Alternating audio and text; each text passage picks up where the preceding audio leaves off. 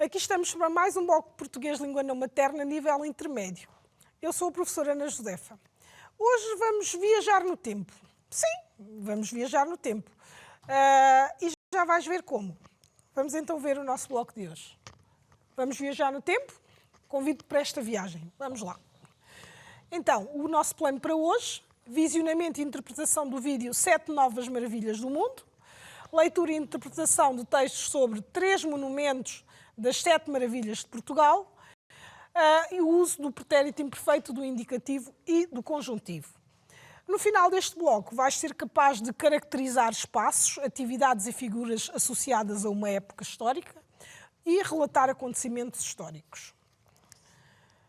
As aprendizagens essenciais convocadas para hoje são a compreensão oral, a leitura, a escrita, a gramática e a interação cultural. Ora bem, então nós temos aqui estas imagens e, naturalmente, como eu te disse, nós íamos fazer uma viagem no tempo, não é? E vamos ao passado. Estas imagens sugerem-nos, portanto, acontecimentos do passado. E vamos ver então, se nós quisermos visitar estes locais, que tipo de turismo é que estaremos a fazer? Será turismo cultural, turismo de natureza, turismo de desporto, turismo de sol e praia ou turismo de termas? Portanto, olhando para estas imagens, o que é que nós podemos aprender numa viagem por estes locais? Que tipo de turismo é? É exatamente isso que estás a pensar, sim. Turismo cultural, não é? Portanto, aqui, se nós quisermos fazer, portanto, um turismo cultural, então visitamos locais históricos, não é? Que nos vêm trazer informação histórica e sobre a cultura local. Então, estes locais que nós temos aqui, estas imagens, são de locais que foram finalistas naquele concurso, podemos assim dizer, das 7 Maravilhas de Portugal. E que locais são estes? Temos o Convento de Cristo, Conímbriga, o Palácio Real de Queluz e o Castelo de Marvão. Portanto, são monumentos bastante diferentes uns dos outros e que têm também a sua história nos locais onde estão.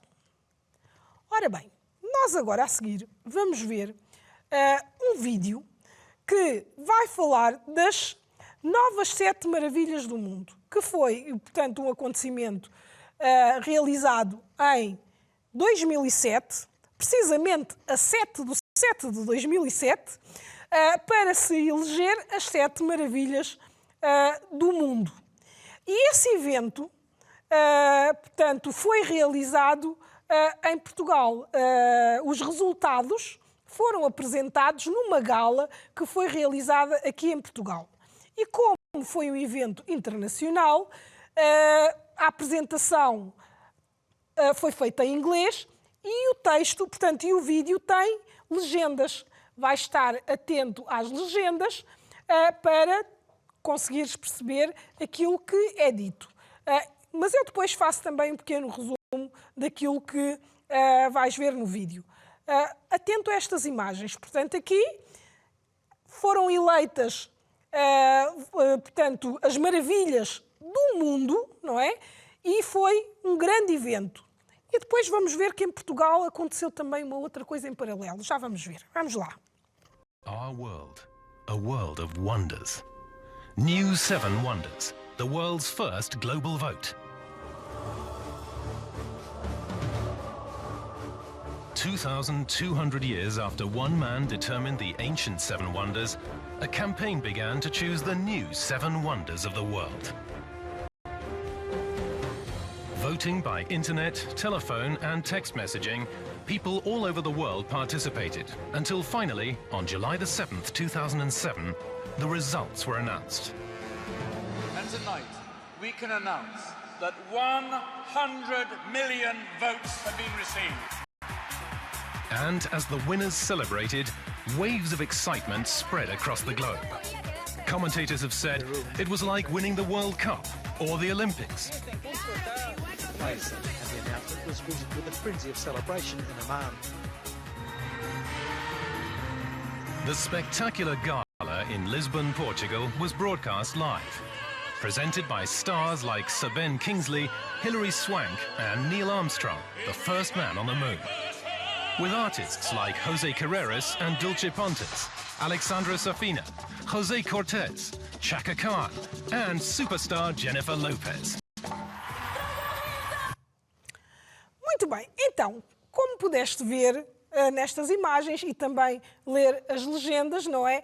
Este evento foi um acontecimento muito importante, foi um acontecimento a nível mundial, não é? Pessoas de todo o mundo puderam votar para eleger as 7 novas maravilhas do mundo e por todo o mundo se celebrava então também a comemoração dos resultados, não é? Uns ficaram tristes porque se calhar o monumento do seu país não foi o vencedor ou aquele que escolheram não foi o vencedor e outros estavam todos contentes, eufóricos, a celebrar as vitórias dos monumentos dos seus países. E isto teve uma importância tal que nestas cidades onde portanto, os monumentos foram considerados vencedores, isto teve tanta importância como se fosse uma taça mundial, um resultado dos Jogos Olímpicos, ganhar os Jogos Olímpicos ou algo do género. E foi muito festejado e muito comemorado. E, portanto, este evento foi realizado em Portugal, como nós vimos, não é? Portanto, a entrega dos resultados ou a divulgação dos resultados foi feita em Lisboa, mas a votação foi feita a nível mundial. Portanto, foi um evento internacional e também, como pudeste ver ali no vídeo, a participação do evento tinha artistas e pessoas famosas de vários países do mundo, não é?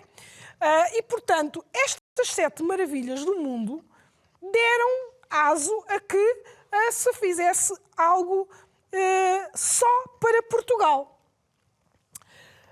Portanto, mas antes disso, vamos ver aqui, de acordo com aquilo que nós vimos, com as informações das legendas e também daquilo que vos acabei de dizer, não é? O resultado das eleições das 7 novas maravilhas do mundo foram anunciados numa gala em todos os países do mundo, numa gala em Lisboa transmitida para todo o mundo ou no jornal 7 Maravilhas. O que é que nós vimos ali? Pois é, o que nós vimos ali foi uma gala internacional, mas realizada em Lisboa e foi transmitida em direto para todo o mundo. Então, a nossa resposta certa é esta. Portanto, o resultado das eleições das 7 novas maravilhas do mundo foram anunciados numa gala em Lisboa, transmitida para todo o mundo. Ora bem, como eu tinha dito, não é? Enquanto decorriam as votações para a eleição das novas 7 maravilhas do mundo, em Portugal fez-se a eleição paralela, portanto isto era o acontecimento que eu dizia, fez-se a eleição paralela das 7 maravilhas de Portugal.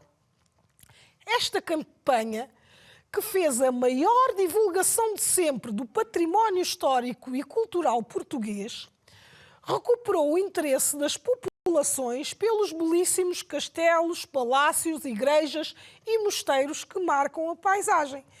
Ora bem, então, à semelhança daquele evento a nível mundial, em Portugal, fez-se a eleição, não é, das 7 maravilhas de Portugal. E nesta eleição, portanto, para se fazer este evento, houve também a possibilidade das pessoas votarem nos seus monumentos favoritos, não é? E escolher 7 daqueles que eram considerados mais emblemáticos, por assim dizer. E então, nós, agora, neste bloco de hoje, vamos nos focar em 3 dos 7 monumentos que foram vencedores da votação que foi feita cá em Portugal. Portanto, vamos ver 3 daqueles que representam as 7 maravilhas de Portugal.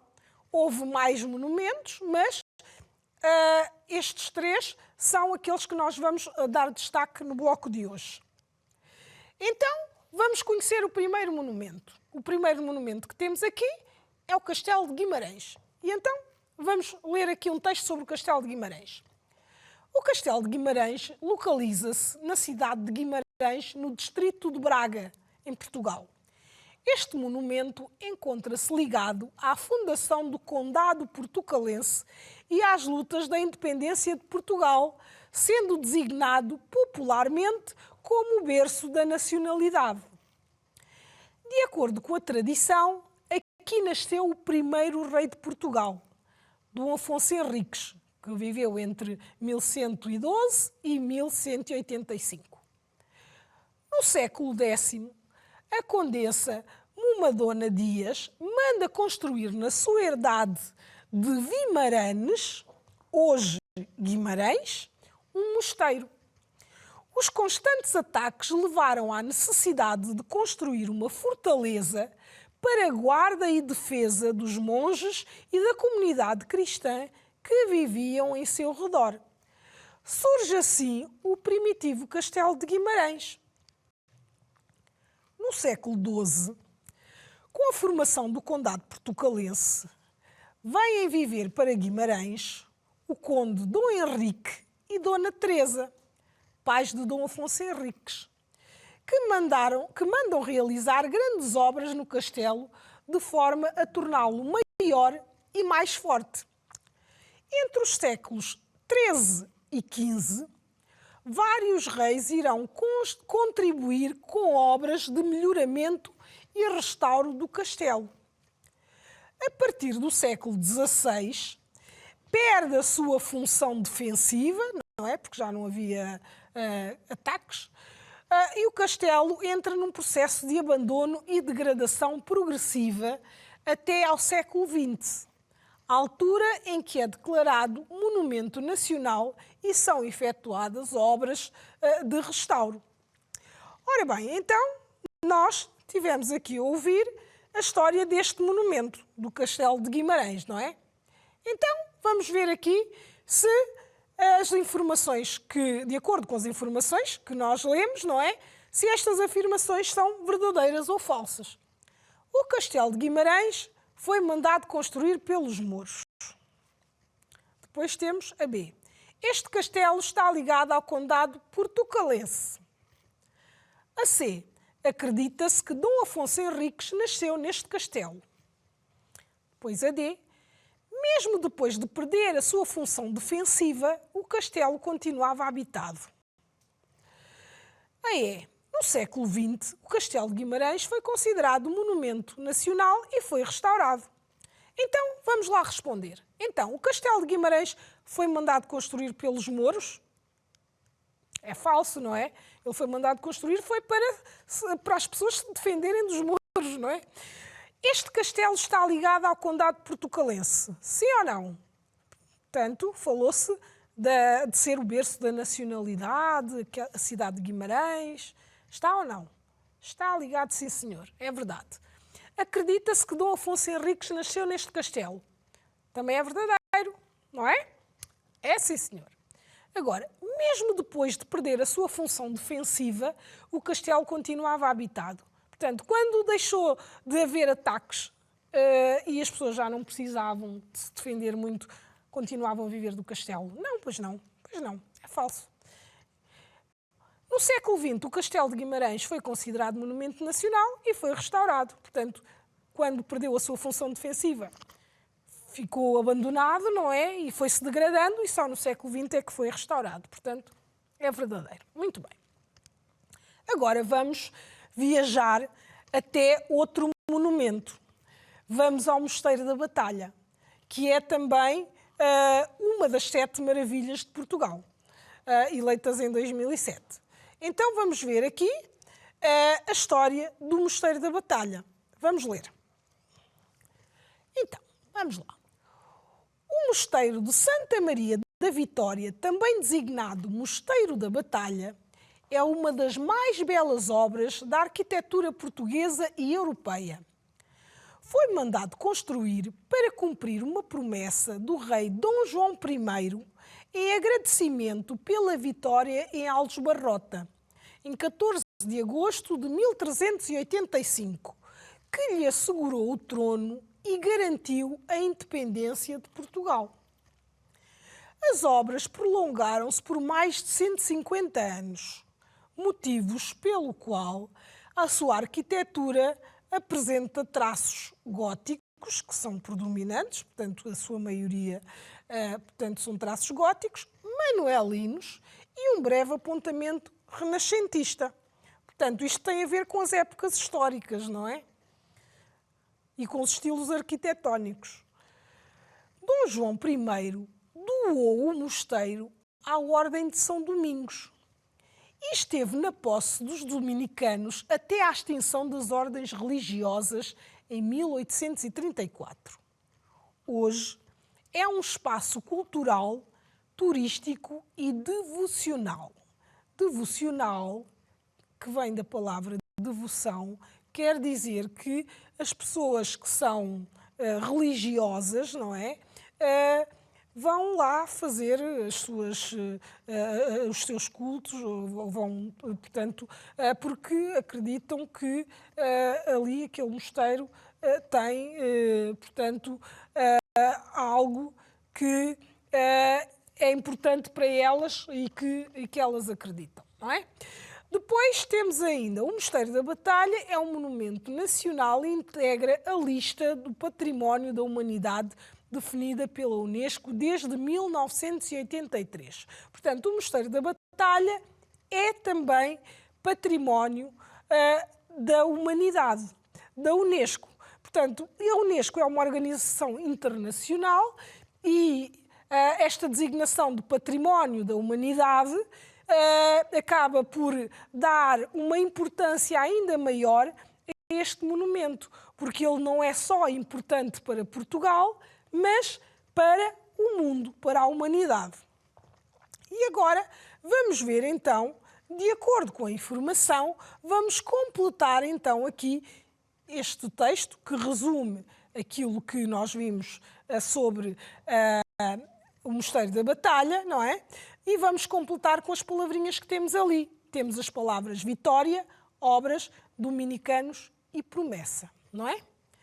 Então, temos então o rei Dom João I mandou construir o Mosteiro da Batalha para cumprir uma quê? Nós vimos que era um local de devoção, não é? As pessoas também iam lá cumprir promessas. Já disse, não é? A resposta, mas vamos ver o resto. Na Batalha de Aljubarrota foi essencial para garantir o trono e a independência de Portugal. As deste mosteiro demoraram mais de 150 anos e, por isso, o monumento apresenta vários estilos arquitetónicos.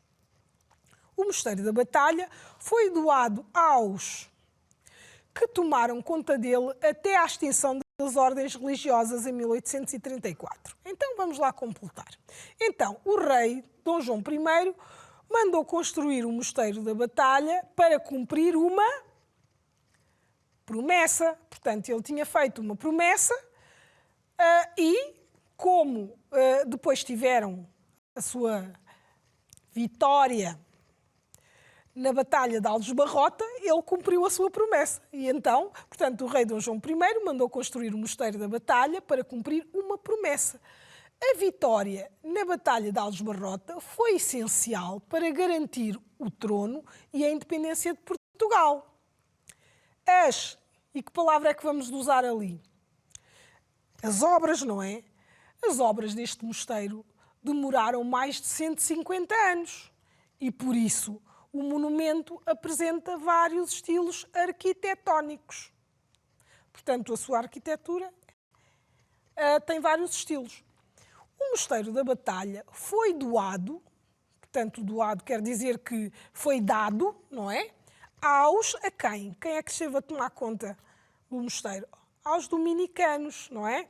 Foi doado aos dominicanos que tomaram conta dele até à extinção das ordens religiosas em 1834. Muito bem. Agora temos o Palácio da Pena, não é? Que é um outro monumento contemplado aqui nas Sete Maravilhas de Portugal. É o nosso terceiro monumento. Então, Vamos ler aqui o texto. O Palácio da Pena ergue-se sobre uma rocha, que é o segundo ponto mais alto da Serra de Sintra e localiza-se no Parque da Pena. O palácio é constituído por duas alas. O antigo convento manuelino da Ordem de São Jerónimo e a ala edificada no século XIX por Dom Fernando II. A obra do Palácio da Pena terminou em meados da década de 1860, embora depois, se fizessem campanhas de decoração de interiores. No restauro de 1994, repuseram-se as cores originais no exterior do palácio: rosa velho para o antigo mosteiro e ocre para o Palácio Novo. Portanto, vamos só ver aqui duas palavras. Posteriormente quer dizer depois, não é? Embora depois se fizessem campanhas de decoração. E ali temos repuseram-se as cores originais. Quer dizer que voltaram a pôr as cores originais do exterior do palácio. Está bem? Muito bem. E então temos aqui portanto, a informação sobre o Palácio da Pena. O Palácio da Pena foi classificado também como Monumento Nacional em 1910 e integra-se na paisagem cultural de Sintra, também classificada pela Unesco como Património Mundial da Humanidade desde 1995. Portanto, este monumento também faz parte do Património Mundial da Humanidade, tal como o Mosteiro da Batalha. Em 2013, passou a integrar a rede de residências reais europeias. Certo?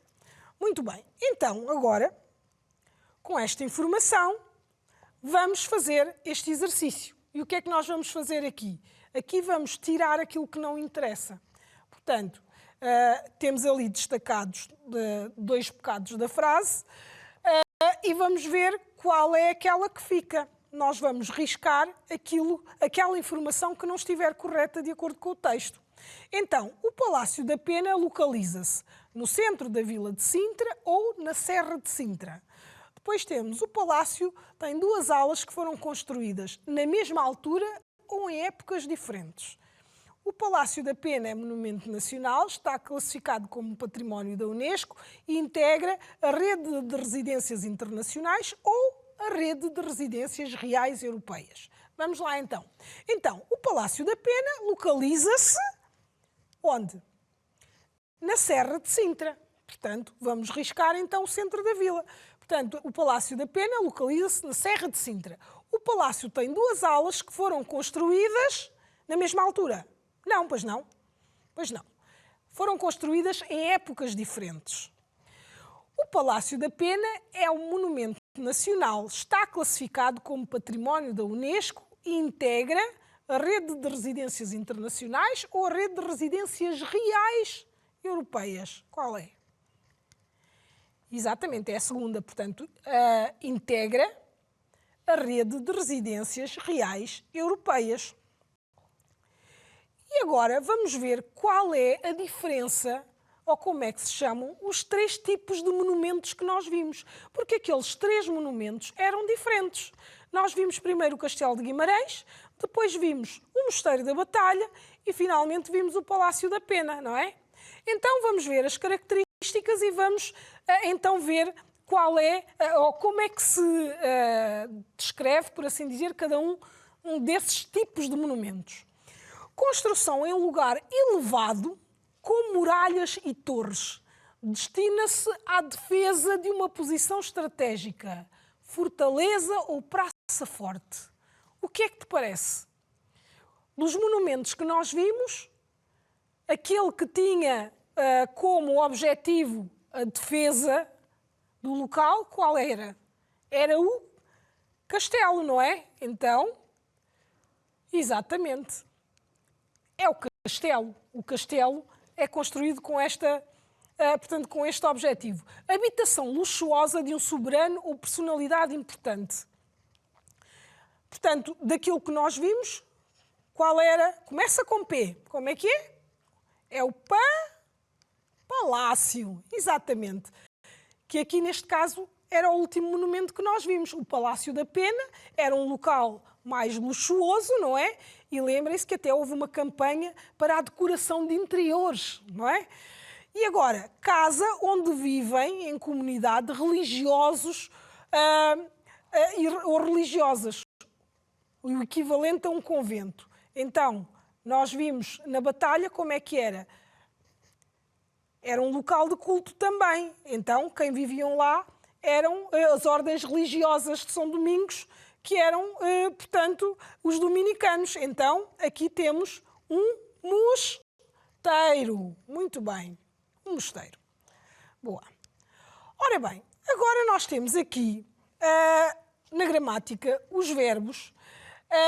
E estes verbos que nós temos aqui estão no pretérito imperfeito do indicativo, não é? E temos ali o exemplo do verbo mandar e do verbo viver.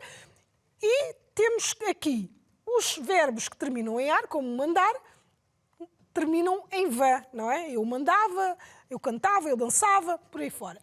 Os que terminam em er e que são regulares, temos ali, por exemplo, o viver, eu vivia, eu dormia, por aí fora. E temos aqui o conjuntivo, que nós também já vimos, que são aqueles verbos que terminam em se. E temos os regulares e os irregulares. Temos ali o caso do verbo ir, que é um irregular, e que temos ali se eu fosse. E depois temos ali o verbo viajar, que é um verbo regular, e temos ali se eu viajasse. Ora bem, o que é que nós temos que fazer?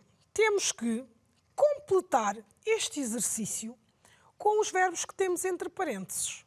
E vamos utilizar o pretérito imperfeito do indicativo e o pretérito imperfeito do conjuntivo para cada uma das situações. Então, vais ver com muita atenção, não é? Os verbos e vais depois tentar completar. Sim. Como estamos a chegar ao fim, vamos ficar por aqui e até ao próximo bloco. Adeus!